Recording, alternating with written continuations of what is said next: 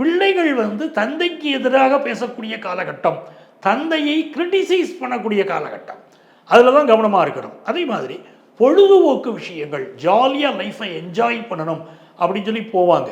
சில பேர் என்ன பண்ணுவாங்க, ஒரு கடற்கரையில் குளிக்க போவாங்க, பசங்க சொல்கிறாங்கன்னு சொல்லிட்டு கடலுக்குள்ளேயே போய்கிட்டு இருப்பாங்க, அலை எழுத்துக்கிட்டு போயிருந்தாங்க பாருங்கள். இந்த மாதிரி காலகட்டம் தான் ஜாலிங்கிறது.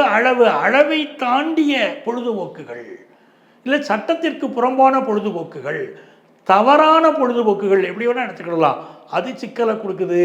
அப்படிங்கிறதுனால பொழுதுபோக்கும் போது கொஞ்சம் கவனமாக இருந்துக்கலாம். அது குழந்தை பாக்கியம் மிக முக்கியமாக. 5ஆம் இடத்தை சனி பார்க்குறாருன்னா குழந்தை பாக்கியம் தானே. அந்த குழந்தை பாக்கியத்தில் சனி வக்கரம்ங்கும் போது டாக்டருடைய அட்வைஸ் படி இருந்துக்கிட்டே இருக்கணும். டாக்டர்கிட்ட அட்வைஸ் கேட்காம குழந்தை பாக்கியம் தானாக அமைஞ்சிரும், இந்த இதில் வந்து எந்த சிக்கல்லாம் பெருசாக வராது அப்படின்னு ஒரு சிக்கல் வரும்போது நினச்சிருக்கக்கூடாது. கரெக்டாக போய் மெடிக்கல் அட்வைஸ் எடுங்க, நல்ல பலன் தரும்.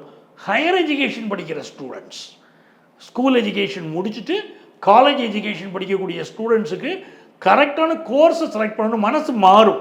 ஒரு கோர்ஸில் ஜாயின் பண்ணின பிறகு வேற ஒரு கோர்ஸ் எடுத்துக்கலாமோ அப்படின்னு மனசுக்கு தோணும். அப்படி மாறுபாடுகள் எல்லாம் வரக்கூடிய காலகட்டம் அப்படிங்கிறத புரிஞ்சுக்கிடுங்க.